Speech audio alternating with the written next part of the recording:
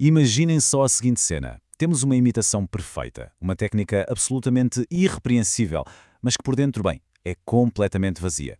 Para o brilhante artista e teórico Vassily Kandinsky, os artistas que se limitavam a imitar os estilos grandiosos do passado ou a reproduzir a natureza só com aquela habilidade técnica pura e dura, não passavam literalmente de macacos a folhear um livro sem saber ler.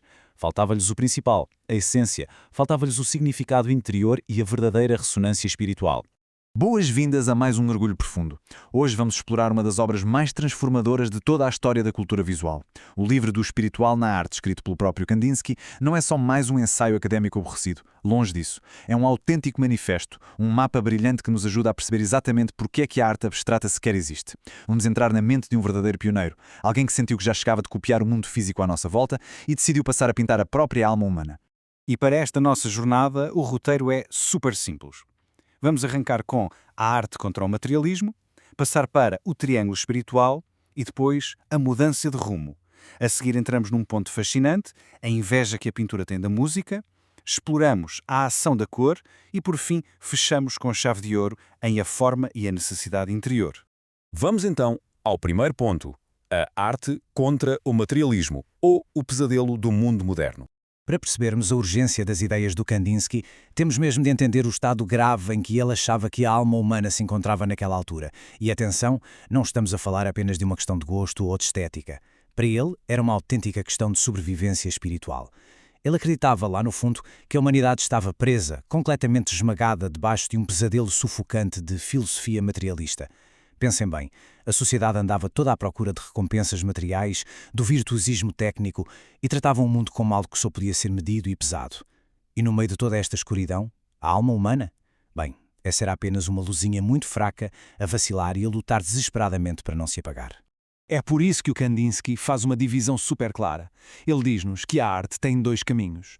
O primeiro é ser uma mera filha do seu tempo. Ou seja, aquela arte que só copia a natureza ou que anda ali à volta do conceito de arte pela arte, servindo apenas para alimentar o ego e a vaidade técnica do artista. Mas o segundo caminho, sim é incrivelmente mais poderoso. A arte tem de ser a mãe dos nossos sentimentos. Uma força profética, quase mágica, capaz de acordar a humanidade, de nos puxar para fora dessa escuridão materialista e despertar aquela essência interior que o mundo moderno, infelizmente, adormeceu.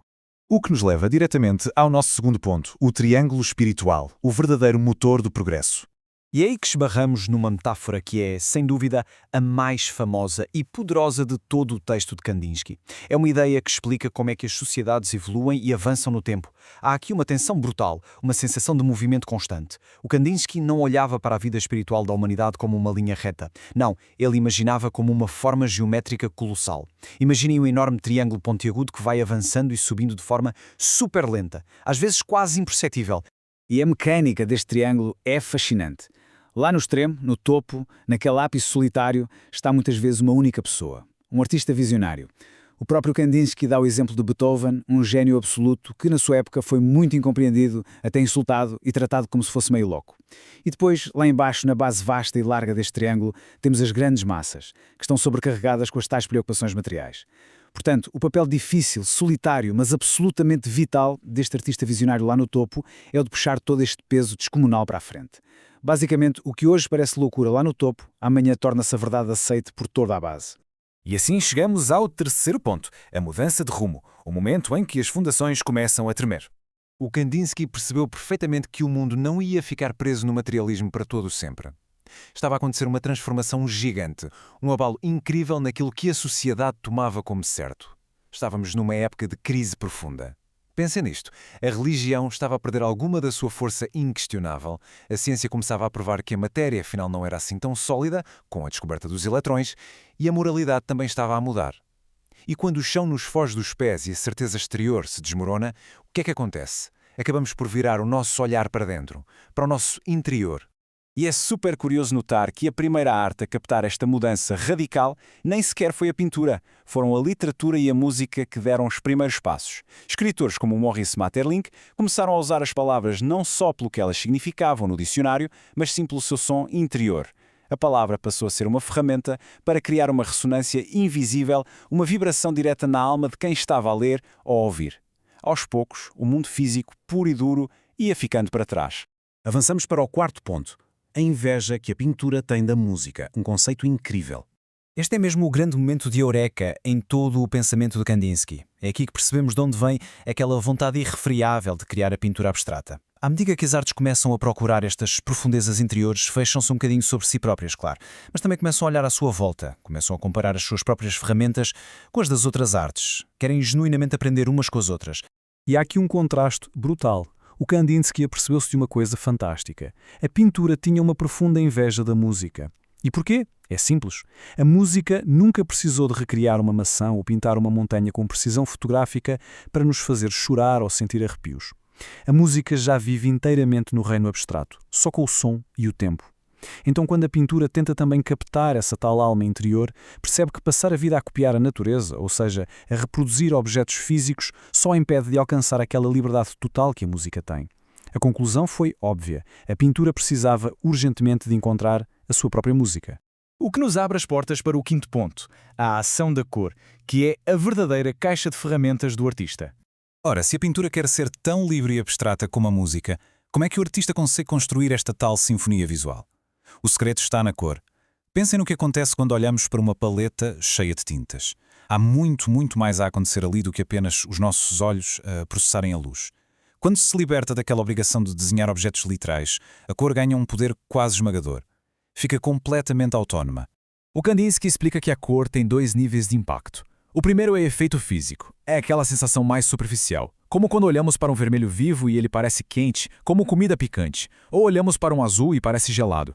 Mas depois temos um segundo nível, o efeito psicológico, e esse sim é poderoso. É uma ressonância espiritual profunda, onde a cor atinge literalmente o nosso sistema nervoso. O Kandinsky mistura os sentidos e diz que um amarelo-limão estridente soa como um trompete irritante, enquanto o vermelho puro bate com a força de um tambor gigante. É fascinante, não é? A cor ganha literalmente uma voz. E depois temos aquela que é, sem qualquer dúvida, a frase mais marcante de todo o livro. Prestem bem atenção a isto. A cor é a tecla, o olho o martelo, a alma é o piano de inúmeras cordas. O artista é a mão que, através desta ou daquela tecla, faz vibrar a alma. É uma metáfora absolutamente genial e arrepiante. Resume todo o propósito da arte abstrata. Um quadro já não é só uma janela para olharmos para o mundo lá fora. Um quadro é um instrumento musical que é tocado diretamente na nossa alma. E chegamos ao nosso sexto e último ponto. A forma e a necessidade interior. A grande síntese final. Porque pensem lá, se a cor é a tecla do piano, ela não pode andar por aí atirada à toa num espaço em branco, certo? Tem de ter um limite, tem de ganhar forma. Mas a forma, quer seja um triângulo super afiado ou um círculo redondinho e suave, nunca é só geometria aborrecida. Tal como a cor, cada forma isolada tem o seu próprio perfume espiritual. Um triângulo pintado de amarelo grita connosco de uma forma completamente diferente de um círculo amarelo. A forma basicamente funciona como um botão de volume que afina ou silencia a vibração da cor. E qual é a regra que rege toda esta dança entre a cor e a forma? É o princípio da necessidade interior. Este é o conceito sagrado do Kandinsky. Para ele, não interessa nada se uma pintura fica bonita na sala de estar ou se recria bem uma paisagem. A única regra que importa, e que valida se uma obra é boa ou não, é saber se essa mistura de cores e formas nasce mesmo de uma autêntica necessidade interior do artista para tocar na alma de quem está a ver. Se conseguir fazer isso, uau, é arte a sério. Se não, bem, é só tinta desperdiçada. O que nos traz a uma reflexão final incrível e prova o quão visionário Kandinsky realmente era. Vimos como a pintura cortou as amarras e deixou de copiar o mundo físico para se tornar pura vibração, puro contacto com o nosso interior. Mas fica aqui a grande questão, especialmente hoje em dia, no mundo que está mergulhado até ao pescoço em métricas, ecrãs e ruído constante. Por onde é que acham que está a ser puxado aquele lápis do triângulo espiritual agora? Será que a arte de hoje ainda nos consegue acordar a alma? Ou será que voltamos a ser, como dizia o Kandinsky no início, meros macacos a folhear, páginas sem perceber nada do assunto? É algo para pensarmos a fundo. Continuem com essa curiosidade incrível, não fiquem apenas pela superfície das coisas e encontremos-nos na nossa próxima exploração.